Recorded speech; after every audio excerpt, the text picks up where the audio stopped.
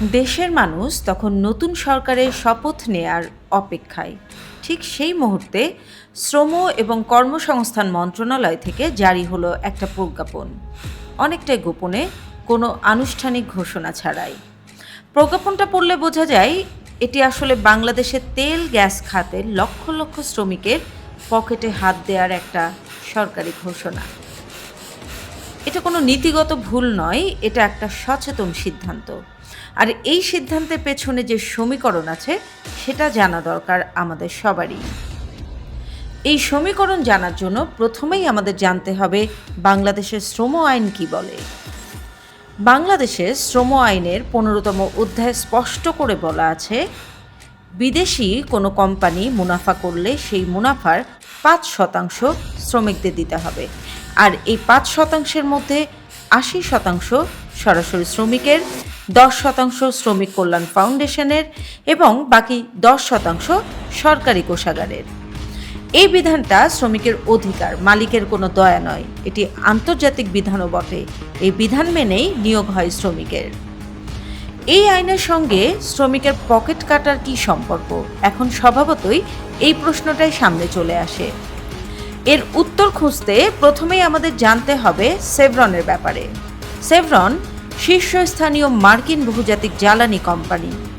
এটি বাংলাদেশের ৩টি গ্যাস ক্ষেত্র, জালালাবাদ, মৌলভীবাজার এবং বিবিয়ানা প্রাকৃতিক গ্যাস ও কনডেনসেট উৎপাদন করে। বাংলাদেশে দীর্ঘ সময় ধরে সেভরন বাংলাদেশ তাদের কার্যক্রম পরিচালনা করছে এবং দেশীয় কর্মী বাহিনী দিয়ে অপারেশন ম্যানেজ করছে।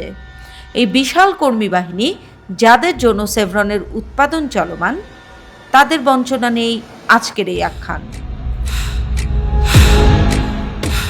বাংলাদেশের এবং আন্তর্জাতিক শ্রমনীতি মেনে এই সেভরনের শ্রমিকদের যে লভ্যাংশ পাওয়ার কথা, সেটা তারা ২০১৩ সাল থেকেই পাচ্ছিলেন না। প্রাপ্য এই লভ্যাংশ না পেয়ে ২০২২ সালে তারা হাইকোর্টে রিট করেন। ২০২৪ সালের ১০ ডিসেম্বর হাইকোর্ট শ্রমিকদের পক্ষে রায় দিয়ে ৩ মাসের মধ্যে নিট মুনাফার ৫% পরিশোধের নির্দেশ দেন। আদালত রায় দেন শ্রমিকদের পক্ষে, আইন আছে শ্রমিকদের পক্ষে। তারপরেও তারা এই পাওনা তো পেলেনই না, উল্টা হাত পড়ল তাদের পকেটে। অন্তর্বর্তী সরকার ১৭ ফেব্রুয়ারি ক্ষমতা হস্তান্তর করলেন। আর তার ঠিক আগের দিন ১৬ ফেব্রুয়ারি শ্রম মন্ত্রণালয় তড়িঘড়ি করে শ্রম বিধিমালা সংশোধনের প্রজ্ঞাপন জারি করল।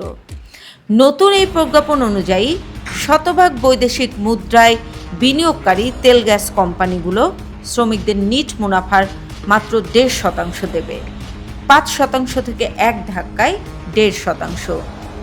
শ্রমিকের পাওনা কমে গেল প্রায় ৭০%। এই প্রজ্ঞাপন জারির আগে কি হয়েছিল সেটাও জানাটা জরুরি। ২ ফেব্রুয়ারি ত্রিপক্ষীয় পরামর্শ পরিষদের সভায় জ্বালানি মন্ত্রণালয়ের সচিব প্রস্তাব দেন এই হার ৫% থেকে ১% নামিয়ে আনতে। শ্রমিক প্রতিনিধিরা সেই প্রস্তাব সরাসরি প্রত্যাখ্যান করেন। শ্রমিকরা না বলেছিলেন, কিন্তু শ্রমিকের না শোনার দরকার কেউ মনে করলেন না। শেষমেশ ১.৫% সমঝোতা করে প্রজ্ঞাপন জারি করা হলো। কার জন্য এই সুবিধা?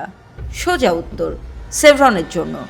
মার্কিন তেল গ্যাস কোম্পানি সেভরন বাংলাদেশ এবং সিঙ্গাপুরের ক্রিস এনার্জির মালিকাধীন তাল্লো বাংলাদেশ বছরের পর বছর ধরে শ্রমিকদের ৫% লভ্যাংশ দিতে অস্বীকৃতি জানিয়ে আসছিল।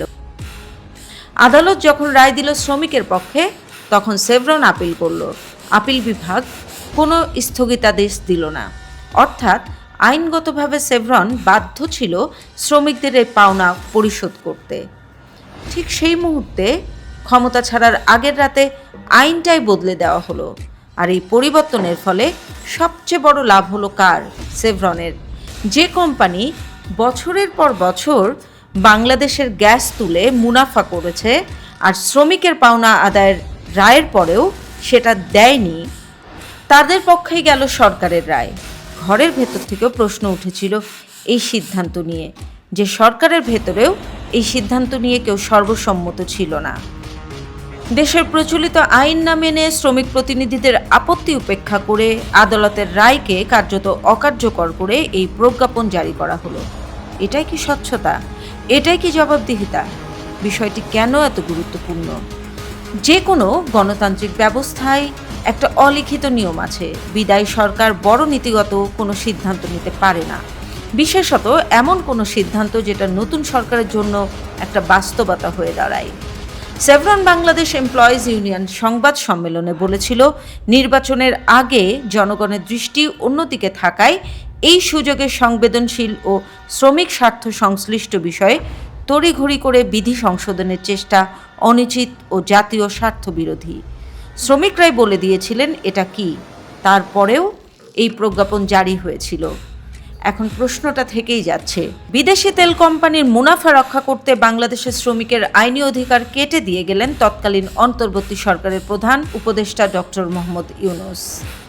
ইতিহাসে এই প্রজ্ঞাপনটা থেকে যাবে প্রশ্ন, এই সিদ্ধান্তটা কার নির্দেশে হয়েছিল, কার স্বার্থে হয়েছিল, আর কেন ঠিক ক্ষমতা ছাড়ার আগের রাতেই হয়েছিল? জবাব কিন্তু এখনো আসেনি।